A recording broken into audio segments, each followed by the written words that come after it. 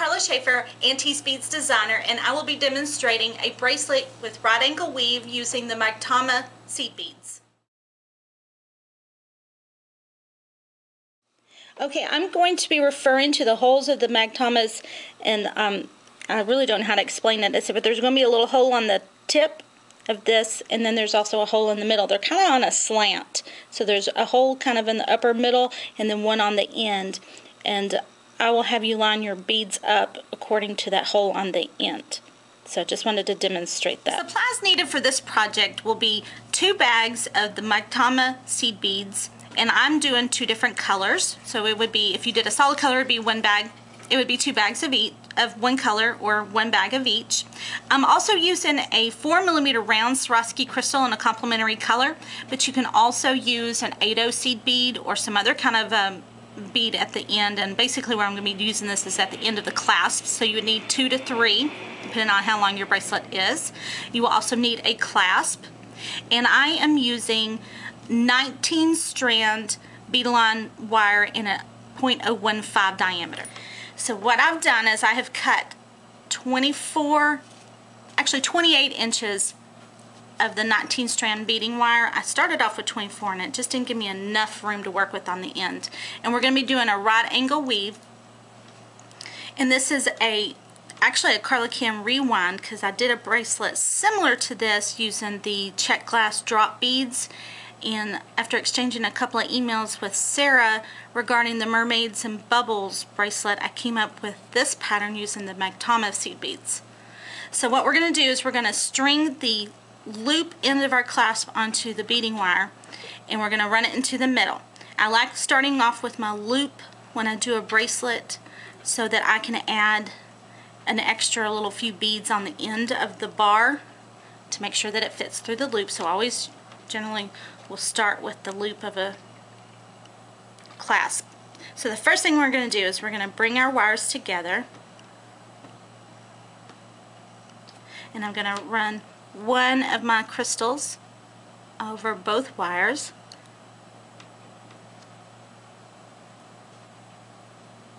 and the raw or the right angle weave is one of my favorite stitches. I've done several things with this, but it turns out really great with these seed beads.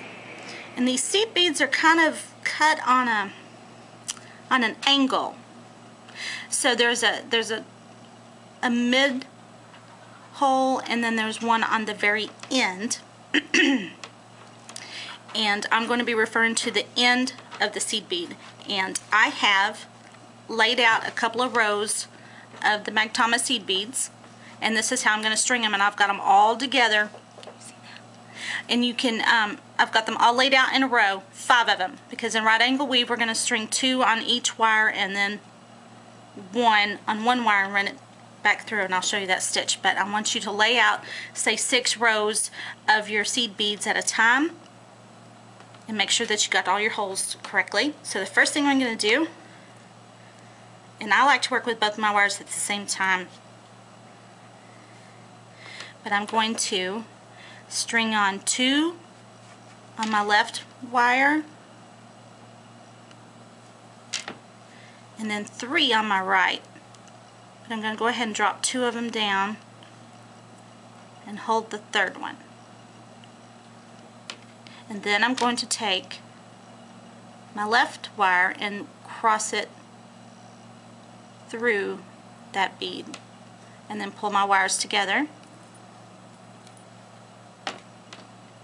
And now it forms this little pattern right here. So we've got that one shared bead in the middle. And as you go through the stitch, you want to make sure that little beads, all the little middle beads, stay pointed to the top. So again,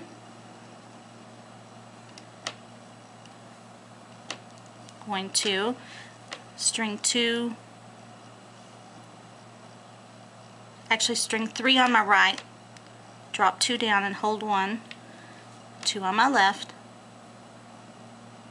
and this is all right angle weave. And then I'm going to cross over with my left into that bead, bring them together, and this is when you start seeing the pattern form pretty much immediately.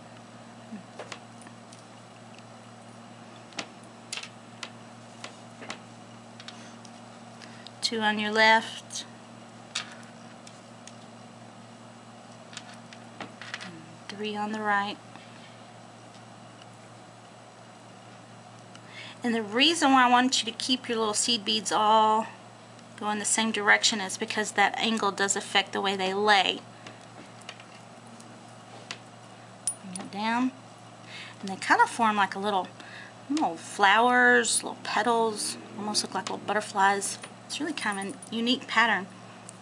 And the mermaid bubbles and dots, the bracelet was a little fluffier because the teardrop beads obviously have a different shape, but this is the same technique I used.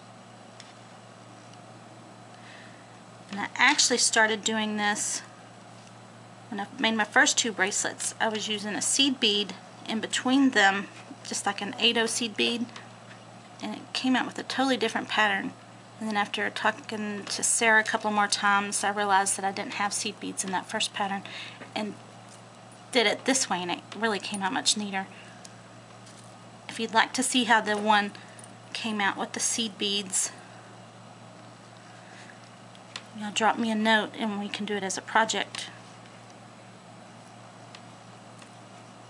3 on the right, 2 on the left. And since I dropped this one, it's flipped over, so you just want to move it. Make sure we string it. Cross over. And you just continue this until you get to the desired length of your bracelet. And I believe I've done 22 to 24 sections for a generous 7.5 inch bracelet. You can just keep measuring it. Remember, when you add your bar, you're going to add a 1/2 inch or more to the length of the bracelet. And I'll show you the other 2 color combinations that I've done before I continue. You can see how the pattern is starting to come together. And here's where I've done a matte and a shiny purple. And then when I did this, it really comes out to be a really great little bracelet. Okay, now that I've got the majority of this beaded, we're going to go ahead and finish up this last couple of rows. And then I'll show you how to end the bracelet. And you might want to just kind of check the tightness of your work. At the end, I got a little loose when I started putting my clasp on. Oops. And I messed up my beads here.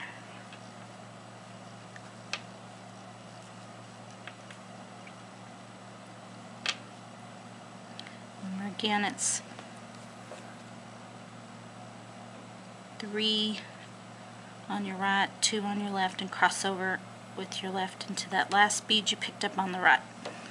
I've got my beads all jacked up here. Just as long as you get, now like I said, I put them in a row for keep it straight for me, but you can do your own system, but as long as you just keep them all going the same direction. And see how my little last 2 that I did kind of drop down. You just want to work them up, those middle ones, till they're up in the middle.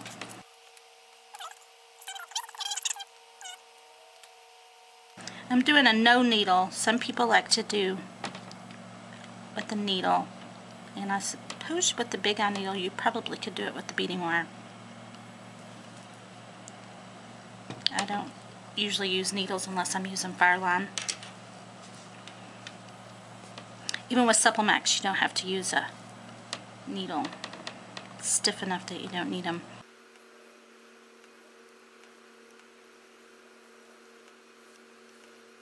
See, my wire got a little crooked there, so I'm just going to snip that off. Since I have extra wire on the end, that's okay. Make it easier to bead on there.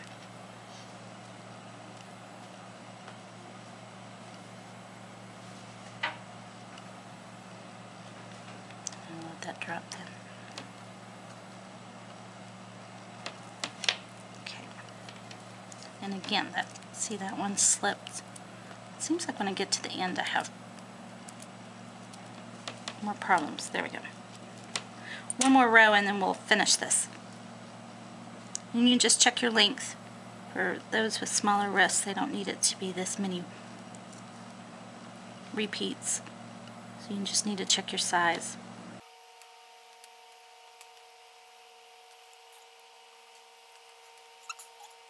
You know what? Since this is going to be my last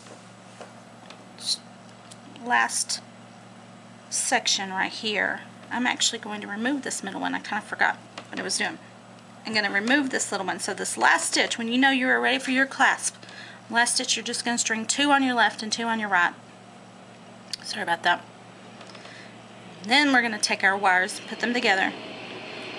We're going to put one of our round Swarovski. In this case I'm using the Swarovski beads. I've used 8 seed beads. You can use a metal bead, whatever you'd like. And then I'm going to, in the middle, put on a crimp bead. I'm using a 2x2 crimp and another round bead.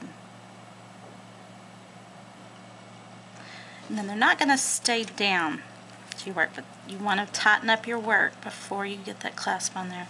See, it's all loosened up. You just pull them apart and make sure that your beads are where they're supposed to be.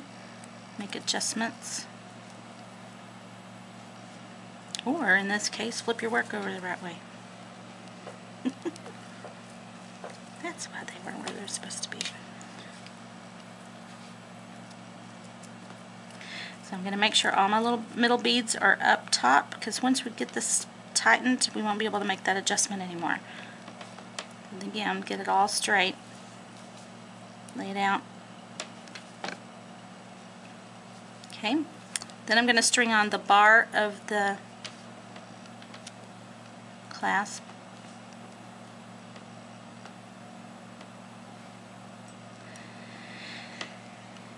And one of the reasons I'm using 19 strand is because we're going back through these beads with 4 strands of wire. So run it through the bead.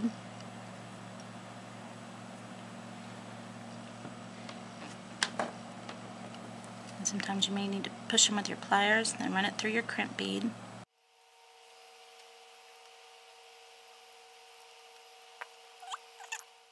And go through pretty easily.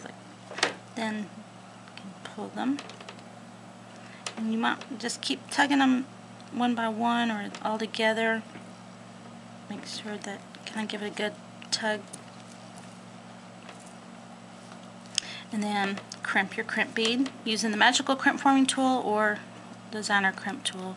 Careful not to crush your crystals.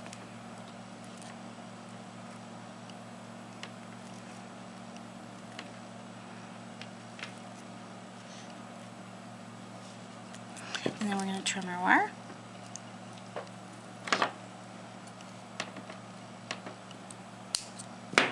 And we've completed our bracelet.